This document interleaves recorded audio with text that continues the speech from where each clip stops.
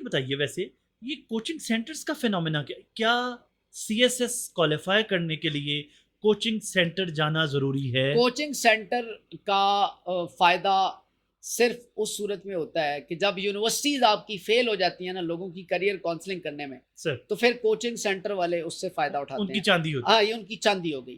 Coaching centre एक आम आदमी जो कि मास्टर्स करके आता है, उसको नहीं पता सीएसएस में क्या होता है। एक दफ़ा उसको कोचिंग सेंटर जॉइन करना चाहिए, उससे उसकी अवेयरनेस क्रिएट होती है, उसको डायरेक्शन मिलती है, उसको एक कॉम्पिटिटिव एनवायरनमेंट मिलता है, उसको ये पता चलता है कि लोग क्या-क्या तैयार करते हैं, कैसे तैयार करते हैं, एग्ज़ाम कैसे कंडक्ट होते हैं।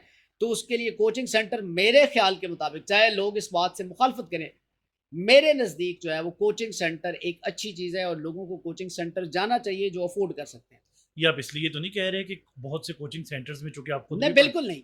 इसका हरगिज़ इसका रियलिटी से मैंने ताल्लुक आपसे कहा है कि मैं आपके साथ जो गुफ्तगू करूँगा, जी बिल्कुल वो जी गुफ्तगू वो होगी जो रियलिटी बेस्ड होगी। मुझे किताबी बातें ना बेचनी आती हैं और ना किताबी बातें मैं करता हूँ। बिल्कुल मैंने आपसे कहा है कि गरीब आदमी के लिए सीएसएस करना बहुत मुश्किल है, जिसने नौकरी भी करनी है, अपना पेट भी पालना है, घर वालों का पेट भी पालना है, उसके लिए ये बहुत मुश्किल है, ये आसान जो नहीं हम है। फिर खबरें सुनते हैं सर कि रिक्शा ड्राइवर की बेटी ने सीएसएस एक्सेप्शंस कर are always there. Okay exceptions और 1-2 केसेस हमेशा इस तरह के वैसे आते ये होते जो हैं। इस तरह बच्ची होती हैं क्योंकि आपका तो देखें, वो जो इंटरेक्ट होता है इन बच्चों रिक्शा से ड्राइवर मैं पढ़ाता हूँ ना, रिक्शा ड्राइवर की बच्ची को भी वो सहूलियात मिली हैं तो उसने किया है।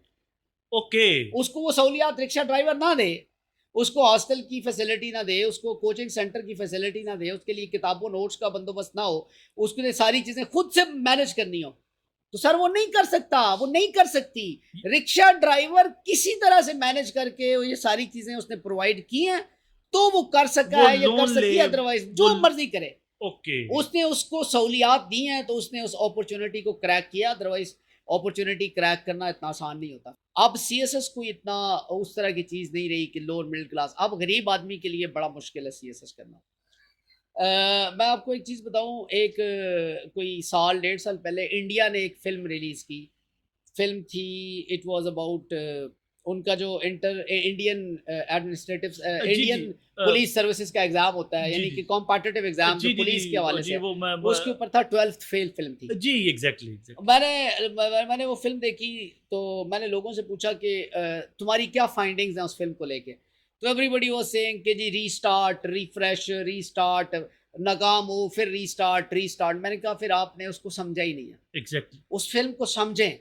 उस फ़िल्म के अंदर ये दिखाया गया है कि एक लड़का जो गरीब होता है, जो नौकरी भी करता है, छोटी से छोटी नौकरी करता है, गंदी सी जगह पे रहता है, किताब नोट्स लेने के पैसे नहीं होते, कहीं बाकायदा कोचिंग नहीं ले जी सकता, जी जी पैसे घर भी भेजने होते हैं। वो 4 साल मुसलसल 4 अटेम्प्ट्स देता है और वो फ़ेल होता है। जी 5वीं अटेम्प्ट जब उसने देनी होती है तो उसको एक बंदा मिलता है जो उसको एक कमरा देता है रहने के लिए, साफ-सुथरा माहौल देता है, उसको किताबें, नोट्स देता है, उसको कोचिंग सेंटर भेजने के पैसे देता है और जो पैसे वो अपने घर भेजता था, वो पैसे भी उसको देता है कि तुम ये पैसे भी घर भेजो, हम्म तुमने कुछ नहीं करना, सिर्फ़ पढ़ना है। यानी वो अमीर आदमी की सपोर्ट आ गई वो बंदे की सपोर्ट आ गई, वो 5-6 महीने उसकी सपोर्ट के ऊपर चलता है, उसको कुछ नहीं करना पड़ता, वो सिर्फ़ पढ़ता है, वो कामयाब हो जाता है, उस एग्ज़ाम को क्रैक कर लेता है। हम्म लोग ये समझते हैं कि यार ये कितनी इंस्पिरेशनल चीज़ है कि एक बंदा वहाँ से उठा और मेहनत से होगा। उसकी मेहनत के अंदर भी किसी का पैसा इन्वॉल्व था, तो वो सक्सेसफुल हुआ। आज एक किताब खरीदनी हो ना, मेरी क्रिमिनोलॉजी की किताब की कीमत, मेरी क्रिमिनोलॉजी का, I am the Pioneer author of criminology book in Pakistan. मेरी क्रिमिनोलॉजी की किताब की कीमत है ₹1400। आप 1400 रुपीज़ की एक किताब खरीदें, जी ठीक है? एक लोअर मिडिल क्लास आदमी के लिए 1400 की किताब अच्छी खासी महँगी किताब अच्छी है। खासी महंगी तो किताब आपने अगर 12 किताबें खरीदनी है, 15 किताबें खरीदनी है, तो आप उसको काउंट करें। बिल्कुल। आप कोचिंग सेंटर की फ़ी जो लाख डेढ़ लाख रुपए होती है, उसको काउंट करें, हॉस्टल की फ़ी को काउंट करें, तो आप बात कहाँ से कहाँ चली जाती है। तो, लिहाज़ा गरीब आदमी के लिए तो ये बहुत तो मुश्किल काम पहले है। गरीब आदमी कैसे कर लेता था जो भी आपने पहले कहा इस तरह के ना कोचिंग सेंटर्स थे,